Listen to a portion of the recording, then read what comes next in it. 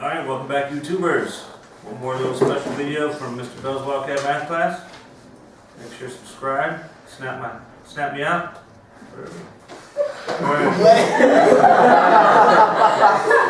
Alright, number 21.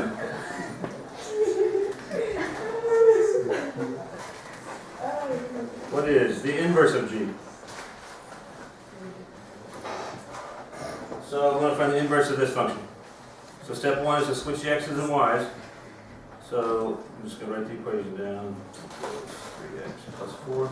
Remember, this is the same thing as y, this whole thing. So you're going to switch your x's and y's.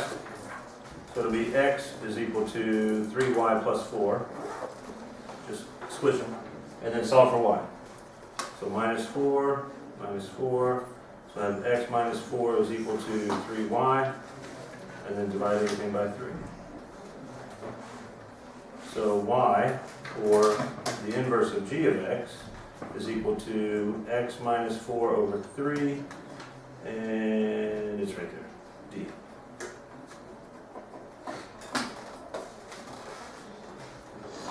Another way you might see this written, the 3 goes with both numerators, so you might see it as 1/3 x minus 4/3. Okay, so they could also do it to you like that. Just make sure you know they're both congruent, equal. All right, questions on 21?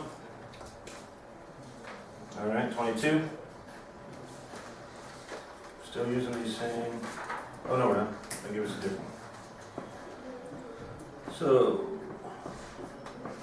22 f of x is equal to x squared plus 2x minus 15. And g of x is equal to 3 minus x. And they want us to find f divided by g of x. So f of x is just x squared plus 2x minus 15 over 3 minus x. Now the question is, can we factor the numerator? Two numbers multiplied by negative 15 but add up to 2. Wouldn't that be x plus 5 and x minus 3? Can I cross anything out? Yeah. These are similar, right? They're not the same. This has a positive x and a negative 3. And this is a negative x and a positive 3, right? They're not the same. However, watch this. X plus 5. If I pull a negative 1 out of here, wouldn't that give me negative x plus 3? Yeah. And then on the bottom I have that 3 minus x. Which now, these are identical. So you can cross these out, and you're just left with negative x minus 5.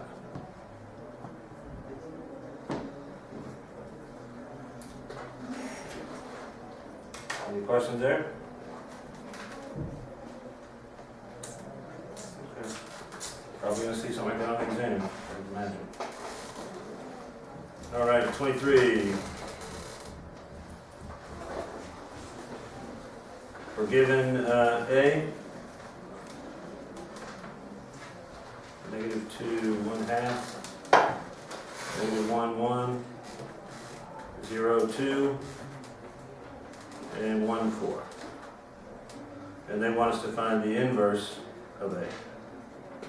Well, what was step 1 when we were finding the inverse? Switch the x's and y's. That's all you're going to do.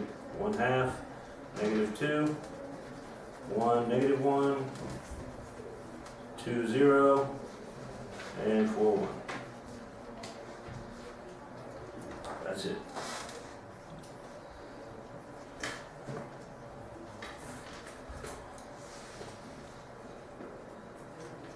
All right, 24.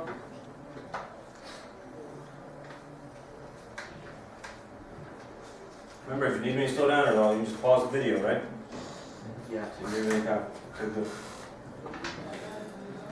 All right, the graph below shows how far Sammy was from work in miles from 1 p.m. to 5 p.m. Time is on the x-axis, 1 to 5, and how far Sammy is from work. So this is how far they are from work.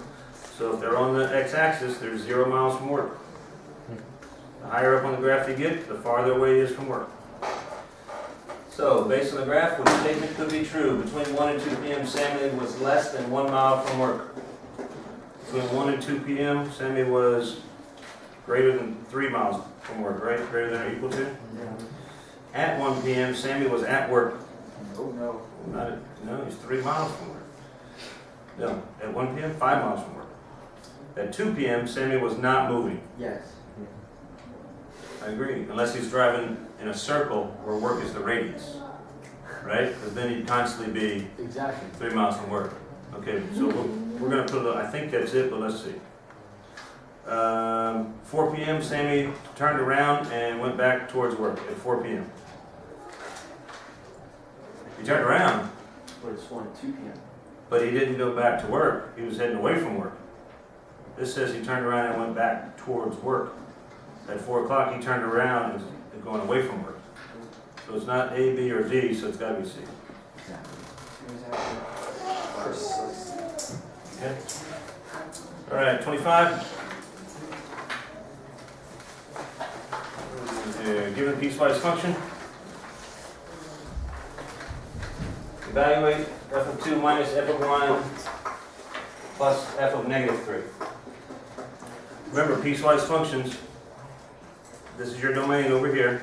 This tells you which equation to use, right? So which one would the 2 belong into, the top one or the bottom one? The top one, right? 2 is definitely greater than or equal to 1.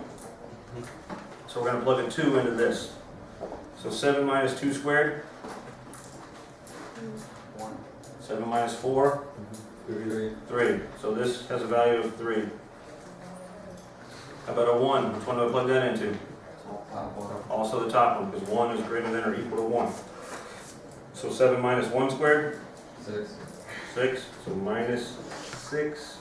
And then we're going to add to that a negative 3, which I'm plugging that one in the bottom, right? Negative 3 is less than 1. So if I'm plugging in negative 3 squared is 9. 27. 27. So 3 minus 6 is negative 3, plus 27 is 24. 24. All right, any questions on 21 and 25? All right, well, join us tomorrow. Try to make some more videos for you. Yeah. Oh, you like that? Yeah. Go Wildcats. Come on. Wildcat Go Wildcats.